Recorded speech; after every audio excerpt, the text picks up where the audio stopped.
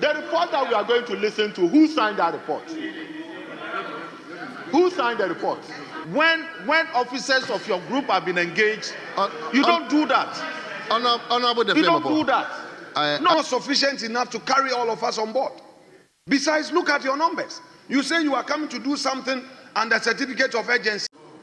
And Mr. Speaker, for the record, they should tell us who signed the report. Because they said 4. And Mr. Speaker, if you read our standing orders very well, in 2152, Mr. Speaker, with your permission, I'll just read 2152.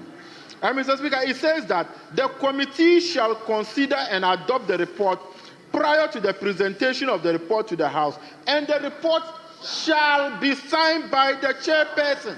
Shall be signed by the chairperson. Mr. Speaker, whilst 2153 is saying that the motion shall be moved by the chairman or any other person, in 2152 didn't say it can be signed by any other person. It said it shall be signed by the chairperson. So, Mr. Speaker, the report that we are going to listen to, who signed that report? Who signed the report? So, Mr. Speaker, this report cannot be laid.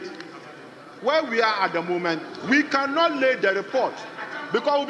So let me respond, Speaker. This bill was initially brought to the House, and the decision was that we should do pre-laying consideration. The committee met this weekend, yesterday and Saturday, both sides. So for the minority leader to suggest that the sponsors of the bill have failed to consult and engage is totally false. It's totally false. You are not a unitary minority. You lead a group. So when officers of your group have been engaged, you don't do that. You don't do that. Mr. Speaker, he has said very terrible things. No. Terrible things touching on the majority. You don't do that. When we engage, you don't come to the floor and run us under the bus. You don't do that. So I am helping my minister. You have decided to do politics, and I'm saying that even the grounds you are invoking, you don't have the grounds. You don't have the grounds. The report has been prepared and laid, and is ready for presentation. So, yeah. So, Mr. Speaker, I am saying one, we have done adequate consultation on the matter. We built consensus on the matter. We've been sitting for the past 4 hours. We built consensus on this matter. It is as a result of the consensus building that we prepared the order paper addendum. Order paper addendum was not prepared in vacuum. We consulted. So, Mr. Speaker, the suggestion that we haven't consulted, we haven't built consensus on the matter is inaccurate. It's most inaccurate. I have been with my colleague, the majority leader, all day today. No such communication regarding this government policy was discussed with me.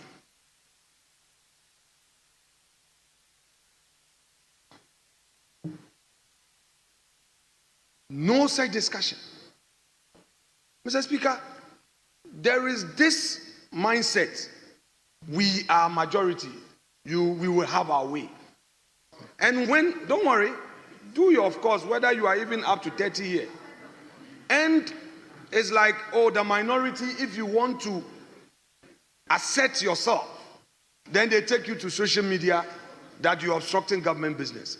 Colleagues, that at the time, the 5 of us here took that responsibility. We knew that insults were part of it.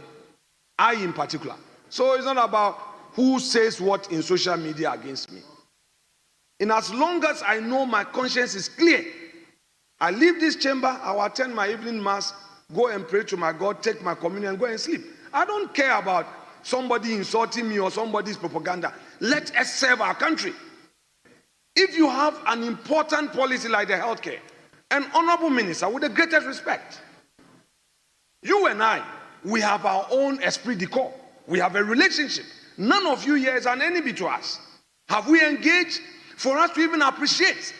I won't mention that minister's name, but there's only one minister who, when even he has difficult situation, will come for discussion and let you know what it is.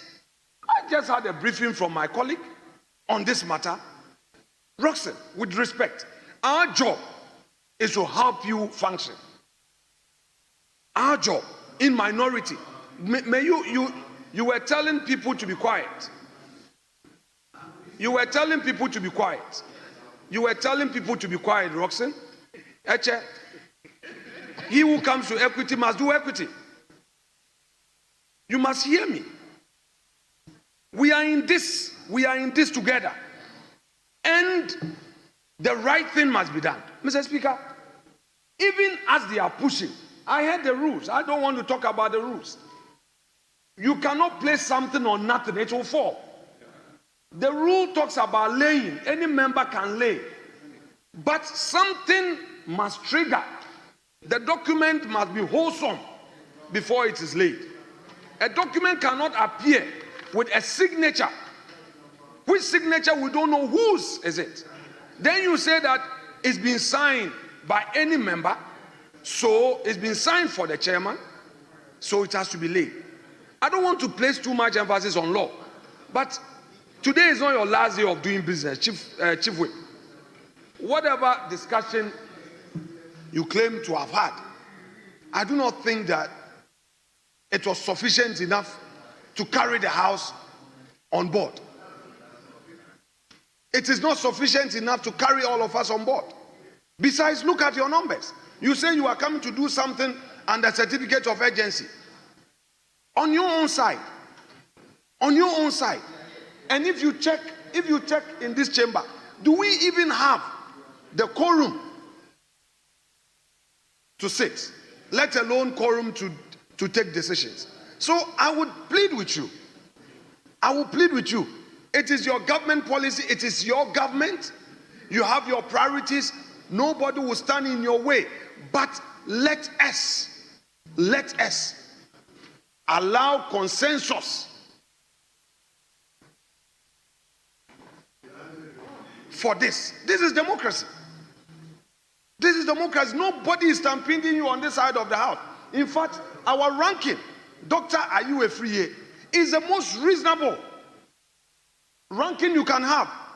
Maybe at the risk of making a disclosure, when we get hard on him, he is the one who is able to tame the caucus and say, look, this is health matters. Let's do this way. Ask him. Maybe I must reveal this. Anytime we get hard on him, he says that leaders, I am the chair. You have put me there as ranking. I think that let's support our candor. Let's support our candor. I would not want us to create a certain impression that the minority is being reasonable so that we play to the gallery. No. Mr. Speaker, it is a big no. We have the capacity as a house to sit and judge, come back tomorrow, go through it, and then allow. Mr. Speaker, we did UDS bill under certificate of urgency. Go and check the CSOs. They were all over at the UDS. Yes, I'm saying that we did it under certificate of urgency. Yes, that's what we did. We passed that bill for you. And today you took credit for it in Tamale, that you passed that bill. Mr. Speaker, go and check what the CSOs were telling Parliament. As if Parliament is a rubber stamp chamber. Even when we had gone through it. So let's take it easy. Because there are external stakeholders who have interest in the affairs of the state, not only us. So if you come and you say the minister says, oh, certificate of urgency, then the next impression is to set an agenda, the minority against majority, and then no. Healthcare is critical. We will support you, but we must understand what we need to do. Mr. Speaker, we don't have the numbers. I would appeal to my own classmates and steady mates. This is not the time to break shoulders over this matter. Chief Whip, I know the burden on you. We've been there before.